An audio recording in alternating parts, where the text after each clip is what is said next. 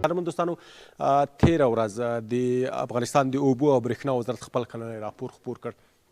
په دې کلني راپور کې دوستانو ټولو وزارتونو چې خپاره کړي دي خپل لاسته راوړنې یې ښودلي دي. د افغانستان د برېښنا وزارت لویه لاسته راوړنه دا وه سږنی کال کې چې د کچکي بند هغه کوم پاس چې وه هغه ورغول شو. د هغې ته مثال هغه لاینونه تر کندهاره پورې وصل شول چې دا ډېره لویه پروژه وه چې دا دوی ترسره کړه. پوښتنه دا ده دوستانو د هېوادوالو سره همدغه دي چې د دې وزارت له ویاند څخه به پوښتو چې موږ به څه وخت د خپلې برېښنا په اصطلاح څښتنان کېږو. د دې تر څنګ زموږ لوی سیندونه لکه د هلمند سیند، د آمو سیند، د همدې ترمنځ د کونړ سیند په دغو بندونو باندې د بند جوړولو پلان شته دی او که نه که چیرې وي په کوم دغه پلان به څنګه وي، اوږدمهاله به وي، لنډمهاله به وي او که منځمهاله به وي. د همدې موضوع په اړه راسره په خپرونه کې د همدغې وزارت د اوبو او برېښنا وزارت ویاند مولوي صاحب اختر محمد نصرت میلمه دی چې ښه راغلاست ورته. مولوي صاحب ستړی مه شې، سهار مو بخیر. خیر ایسي، مننه، الله تعالی مو وساته. ډېره مننه کوم. مولوي صاحب تاسو تېره ورځ وکوړمه ورځ کلنی راپور مو خپور شو د رسنیو له خوا څخه. هغه مهم ټکي څه وو د ستاسو د کلني راپور؟ بسم الله الرحمن الرحیم. اللهم صل علی سیدنا مولانا محمد وعلى آل سیدنا مولانا محمد وبارک وسلم علیه. سلامونه تاسو او تاسو ټولو اورېدونکو کتونکو ته. خوشحاله اوسئ. نو زموږ کلنی راپور خو اگر که وخت وتل یو درې جمعې مخته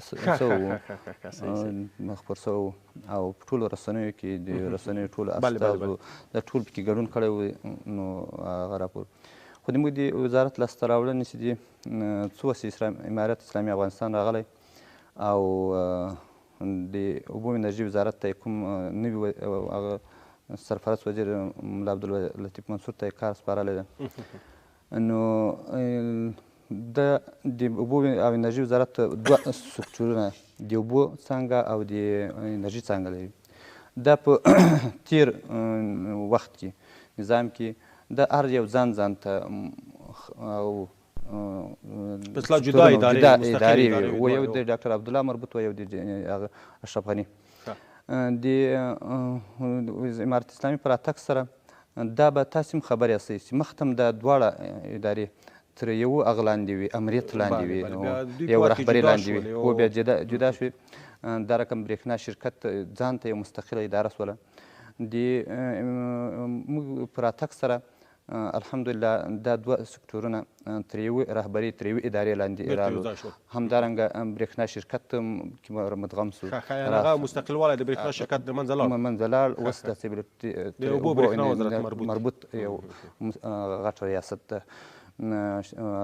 نو دا لاسته راوړنې دي او دا ډېرې ستونزې هم ایجاد کړې په تېر وخت کې. اوس الحمدلله هغه ستونزې اخیستې.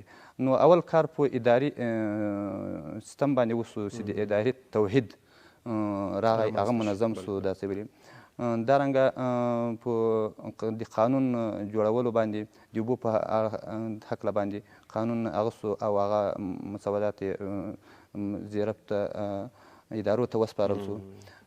او دارنګه په انرژي په څانګه کې هم ډېر کارونه سوي دي چې مختلفو خارجي او داخلي پانګوالو سره ناستې سوي دي، حتی ځینې تفاهم نامې لاسلیک سوي دي. دا هغه دی لکه تا د کجکي یادونه وکړه. کجکي نما سوه هغه بندونه چې په تېر وخت کې ځینې کارونه نیمه یا زیات سوي وو، په هغو باندې کار شروع سو. بیرته کار چې پاته و په هغو باندې کارونه شروع سو. بند شاهروس و، بند کجکي و، کمال خان. نو دا د موږ د وزارت لاسته راوړنې وي. نو زیاتې لاسته راوړنې خو چې که د تفصیلواره خبره وکړو دغسې بیخي خو زیاتې دي. تقریبا 2000 پروژې تر یو هغه لاندې پلان لاندې دي. په هغو کې په ډېرو باندې کار سوی ده چې زیاتو سروي سوی ده. پکتیا کې تقریبا د 10 بندونو سروي وسوله. په پکتیکا کې د پلتوني بند ډیزاین سروي سوی ده. د روزګان د توري بند سروي او ډیزاین وسو. مخته به داسې وسي دا ډیزاینونه هغه به چې کېدل خارجي انجینرانو به کول. موږ داخلي انجینرانو ته الحمدلله موږ تاسې هېواد ډېر ښه استعداد لري. انجینر صاحبان هم دي، که نور هر بخش کې چې دي الحمدلله ډېر ښه استعدادونه لري. خو مخته دا د دوی څخه کار نه اخیستل کېدل. دا به بس پیسو باندې وي او هر شی به پیسو. نو اوس داخلي انجینر صاحبانو ډیزاینونه د ډېر بندو کړي دي، په هغو باندې کار روان ده او په بندو باندې دارنګه د انرژي په څانګه کې په دو باندې کار روان ده. ډېره مننه کوم. مننه مولوي صاحب. د مخکې مې یادونه وکړه تاسو چې پلانونه شته دي انشاءالله نور به هم ترسره کېږي. یوه ډېره مهمه مسله چې د هېوادوالو لپاره ده هغه د په لویو سیندونو باندې بندونو جوړول دي. د اوبو او برېښنا وزارت کوم پلان لري که نه چې دغه په لویو لکه د کونړ په سیند باندې یا د هلمند په سیند باندې دا مسله به مې یا درنه پوښتمه چې د نورو هېوادونو سره موږ د اوبو مسله تر کومه پورې حل شوې ده؟ ځکه ایران هر وخت دعوې کوي چې زموږ حق آباد هوا دي، ډېر سیستمونه دي. ستاسو څخه پوښتنه په همدې تړاو باندې چې بندونه به جوړېږي او که نه په دې اوبو باندې؟ بلې ما درته وویل چې مخته یو دا ډېر بندونه او پروژې تر کار لاندې دي او پلان کې دي. غټو بندو خو غټ کار غواړي او ډېر سرمایه هم غواړي. نو هغه په پلان کې دي انشاءالله. که مجموع درته وایم چې دا ټول بندونه د افغانستان په سطحه سره چې سروې سوي ده او جوړ شي بیا په هغو کې هغه بندونه چې هم ځمکې خړوبوي او هم ځمکې له د سیلاب له تخریبه څخه ساتي او هم برق تولیدوي. نو هغه غټ کار غواړي او که مجموع کې بیا جوړ شي تقریبا 23,000 میګاواټه برق به تولیدوي. نو انشاءالله هغه تر پلان لاندې دي او د ځینو سروې سوي ده، ځینې تر پلان لاندې دي. انشاءالله کار به پرې کېږي او په وړو بندو باندې ډېرو سرویس سوی ده او ځینو باندې کار شروع سوی ده. ځینې خلکو اوس الحمدلله دا سوي ده. دا امید خو دلته تر اوسه ښودلی ده چې موږ کومک درسره کوو تاسو سره بندو. اوس خو هغه تاسې هم خبر یاستئ چې د بانک جهاني یا د جهانیانو د امریکایانو له طرفه هغه د خپله شتمنۍ باندې بندیز لګېدلی، نور کومکونه خو نه کوي. نو که داسې کومکونه وسي لکه مخته چې داسې زیاتې پیسې زیات سرمایه وه نو کار ونسو. اوس که داسې د هغه نیمایي اندازه پیسې پیدا شي انشاءالله ډېر کار به وسي. مولوي صاحب داسې ویل کېږي چې په دغې بندونو په دغې لویو سیندونو لکه د کونړ سیند یا هلمند سیند په دې باندې د بندونو نه جوړول ګاونډیان ستونزې جوړوي. تاسو منئ؟ د کونړو یا د نورو بندو په هکله باندې دومره وایو چې موږ افغانستان الحمدلله د اوبو طریقه یو د اوبو ښه ذخیره لري او ټولو ګاونډیان ورته احتیاج هم دي. د حقابې مسائل دي د جهان بین المللي سطحه سره چې کوم یو څوک په بل هېواد اوبه اخلي یا کوي آیا ځان ته یو قانون ده. نو د یو قانون په اساس باندې به موږ هم له ټولو ګاونډیانو سره برخود کوو. د ایران سره ما هغه د حقابې مسله چې په 1950 کال کې کوم معاهده سوې ده د موسی شفیق په وخت کې په هغه باندې اوس هم رفتار کېږي او هغې معاهدې ته موږ هم ژمن یو. هغه کوم حق چې د دوی ده هغه ورکوو او اضافه حق چاته نه شوی. مثال دوی د کمال خان بند باید نه وي جوړ شوی، موږ توبه نه رارسېږي، د اوبه باید زموږ حق دی باید راشي. نو دوی ته چې هغه کوم حق په معاهده کې سوی ده هغه حق ورکول هغه اوس هم ورکول کېږي. هغه اوس هم ورکول کېږي، بیا به هم ورکول کېږي ځکه هغه تعهد سوی ده او موږ هغه ته هم ژمن یو. امارت اسلامي افغانستان د اوبو انرژي وزارت د وزارت خارجې له طرفه بار بار دا خبره د ایراني چارواکو سره دا کړې ده. کوم هیئتونه چې راغلي هغو ته دا خبره کړې چې موږ هغو ته ژمن یو. خو تاسو ته معلومه ده چې په دا دومره کالو کې دا یو څو کاله کې ډېر وچکالي وه. د کمال خان بند و کجکي بند په هغو کې دومره هغه اندازه اوبه نسته چې څومره موږ خپله ځمکه خپل خلک ته ورکړو یا د خپل افغانستان ځمکې پرې خړوبې کړو. نو هغو ته یې نسو رسولی نو دوی ته به بیا څه ورکړو.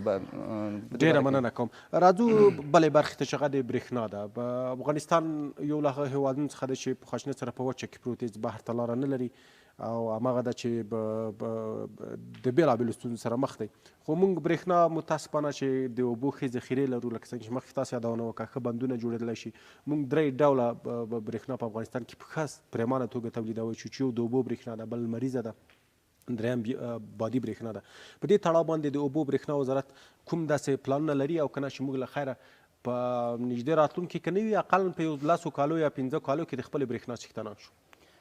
بلې په دې باره کې خو موږ د اوبو انرژي وزارت له ډېرو خارجي ډونرانو سره داخلي سره یو سرمایه ګزارانو سره لیدلي کاته کړي دي او په دې باره کې مخته شپو کې د تاسې د تلویزیون له طریقه او نورو رسنیو ټولو کې شرکت کړی و چې موږ یو کانفرنس دایر کړی و خارجي دونرانو ته یا سپانګوالو ته هم دا بلنه ورکړه چې راسئ دلته داسې بلې سرمایه گذاري وکړي او په د اوبو په هکله کې هم د بندو او دارنګه د انرژي په هکله کې نو را به څو خبر د انرژي ته د برېښنا ته د برېښنا باره کې خو یو د بندو کار د هغه وخت هم غواړي امکانات هم چې دا اوږدمهاله پلانونه دي هغه په پلان کې شته نو د اوس زر دی او موږ د خلکو مشکلات یې حل سي اړتیاوې ورپوره سي نو هغه په بادي یا د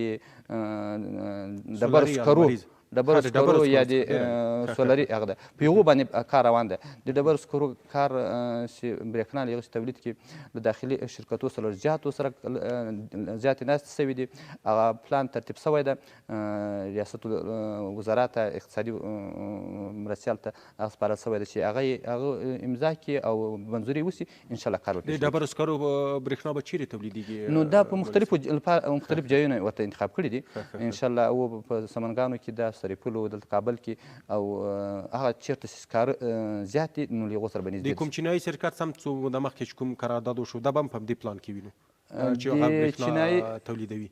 بلې صاحب ښه ډېره مننه کوم. په ټوله کې کرا شو دې ته چې د اوبو برېښنا وزارت د تاسو یادونه وکړه د بندونو جوړول ته هم ژمن دی. یو څه چې ډېر مهم دی موږ او تاسو چې لرو مثال د وردګو د چک بند یا په وردګو د جغتوپ ولسوالۍ کې یو بل بند د بني سلطان نوم ورته اخیستل کېږي دا بندونه دي یا مثال د هغه خواته کرا شو درونټې دغه بندونه د دې هغه ماشینالات هم ډېر خراب شوي دي یا په ځینې بندونو باندې بیخي د سره پورې اوس سلطان باندې هېڅ برق نه دی جوړ شوی. داس پلان کې شته دي کنه چې هغه ماشینالات نوي شي هغه برق چې موږ لرو تقویه شي د دې لپاره ماشینري نوي واخیستل شي که کاسې ډک دي هغه باید خالي شي تر څو هغه شته پانګې څخه باید ګټه واخلي نسبت دې ته چې نور نوي جوړ کړو.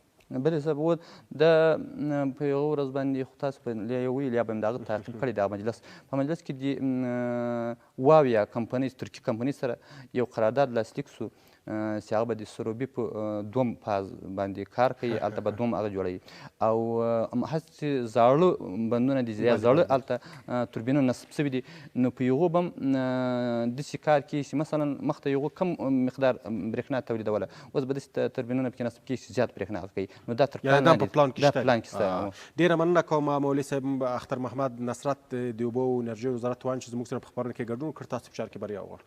مننه تاسو څخه